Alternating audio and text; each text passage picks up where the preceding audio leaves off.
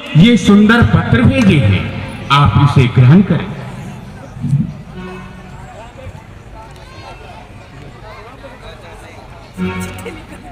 आहा, कितनी आनंद की बात है। महाराज जनक ने मुझे पत्र में लिखा है कि वह अपनी सुपुत्री जानकी का स्वयंवर रचाना चाहते हैं, अतः वह मुझे आमंत्रण किए हैं। मैं इस आमंत्रण को स्वीकार करता हूँ। आप जाइए और जनक जी को कहिए कि ऋषिराज आपकी प्रार्थना स्वीकार कर ली है।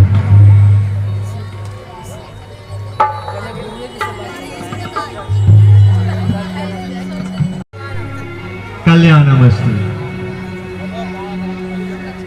राम, मैंने तुम्हारे पिताजी से वचन दिया था उनको कि तारका सुबाहु का अंत करके और उनको मैं अयोध्या पहुंचा दूंगा। तो तुम अयोध्या जाना चाहोगे या विदेहराज जनक जी के यहाँ से मुझे आमंत्रण आया है, उनकी सुपुत्री सीता का स्वयंवर होने जा रहा है, अतः मैं उस स्वयंवर में आमंत्रित हूँ, मैं वहाँ जाना चाहता हूँ। अगर तुम भी दोनों भाई उस स्वयंवर में जाना चाहो तो मेरे साथ जा सकते हो। गुरुदेव, मिथिला में धनुष यज्ञ का रचना महाराज जनक ने की है, जहां देश देश के राजागण इस शोभा को देखने और अपने अपने बल को आजमाने आ रहे हैं। आपके साथ अगर मैं जनकपुर चलता हूं, ये सुनहरा अवसर अपने नेत्रों से इस दृश्य को देखो तो जीवन कृतार्थ हो जाए। मुनीश्वर, कृपा करके आप अपने साथ हम दोनों भाई को भी ले चलिए। चलो राम, अगर तुम दोनों भाई की इच्छा है तो हम तुमको साथ ले जाने के लिए तैयार हैं। चलो।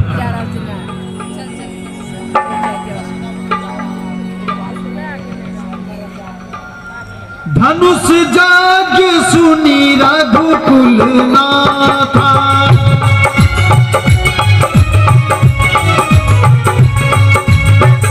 हरखी चले मुनिवर के साथा।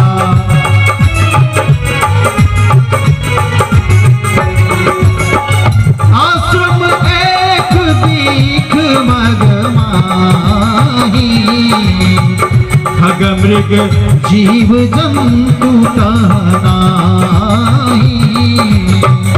पूछा मुनि शिला प्रभु देखी, राम राम सकल कथा मुनि कहा विषेखी। राम राम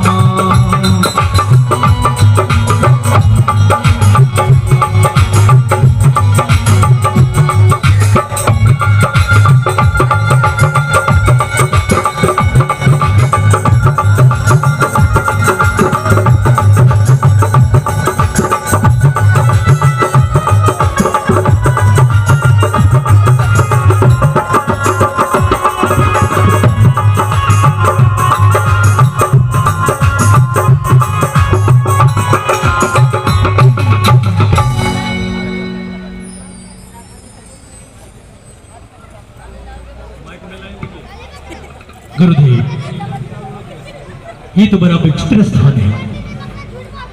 ये आश्रम न पूर्ण तरह से उजड़ा हुआ और न पूर्ण तरह से बसा हुआ। ये जंगल तो उजाड़खंड हो गया है, परंतु इस आश्रम में अभी भी एक तुलसी का वृक्ष पूरे हरा भरा है। इसके पीछे कोई रहस्य है। हाँ, यह तुलसी का वृक्ष भी नहीं है। देखो ये सामने, ये शिला भी है। इसके बारे में जानना चाहोगे राम? गौतम मानव रूपी शिला है। हाँ गुरुदेव, ये कौन है और ये शिला कैसी है? इस रहस्य को जानने की इच्छा मेरे हृदय में है।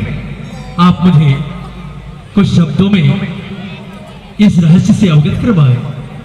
मैं विशेष बात तो इसके बारे में अभी तुमको नहीं बताऊंगा, कुछ समय बाद इसकी पूरी रहस्य मैं बताऊंगा, लेकिन पहले इतना ही जान लो, ये शिला जो है गौतम की नाड़ी है। गौतम जी इनको श्राप दे करके शिला बना दिए हैं। गुरुदेव, इनके उद्धार का कोई कारण तो होगा, कोई मार्ग तो होगा। हाँ, इसका सिर्फ एक मार्ग है। यदि तुम अपने चरण रज इनके शरीर में स्पर्श करा दो तो यह पुनः स्त्री के रूप में आ जाएगी और यह अहिल्या बन जाएगी। गुरुदेव, पिताश्री ने कहा था कि आपकी हर आज्ञा का पालन पिताश्री की आज्ञा समझकर मैं करूं। अगर आप आज्ञा दें तो मैं इसके शरीर से अपना चरण स्पर्श करूं, क्योंकि ये नाड़ी है और वो भी ब्राह्मणी है और मैं क्षत्रिय हूं। बिन आपकी आज्ञा से अपना चरण इनके शरीर से स्पर्श नहीं कर सकता। हे राम, तुम तो मर्यादा पुरुषोत्तम हो। यदि तुम मर्यादा का पालन नहीं करोगे तो और कौन इस मर्यादा को पालन कर सकता है? अतः हे राम, मैं तुझे आज्ञा देता हूँ, इसमें तुझे कोई दोष नहीं लगेगा। तुम इसको अपना चरण रज से इसका उद्धार करो राम। कल्याणमय।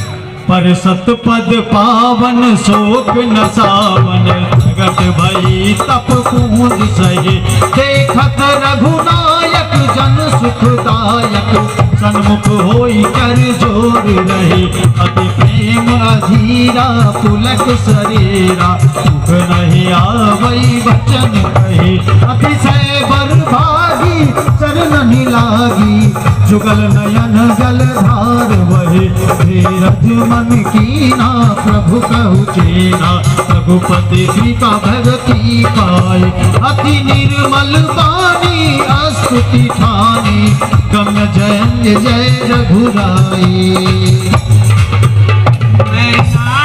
पावन प्रभु जग पावन, रावण रिपुजन सुखदाई। राजीव विलोचन भव भयमोचन, पाहि पाहि शरण आई।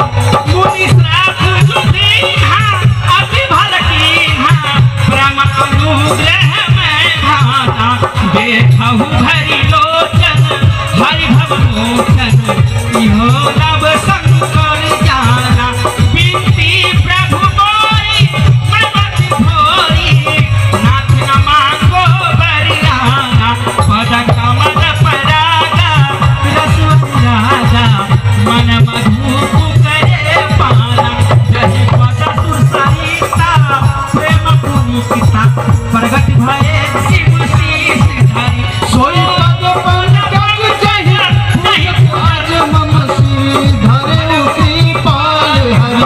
एहि भाग्य सिधारी गौतम नारी, बार बार हरि चरण पई। रति मन भावा सोबर पावा, जयपति लोक आनंद भरी। हे प्रभु, आज पति श्राप न मिला होता तो आपके इन चरणों का दर्शन न पाई होती प्रभु। राजे दुलारे सुनिए, राजे दुलारे सुनिए, कौशल्या के प्यारे सुनिए। अरे पीना है भंग, बिना तो मेरी होलिया तंग हो तो जाती है। ये पंडित जी, सबसे पहले भंग का महत्व मैं कहूँगा। भंग नीली, भंग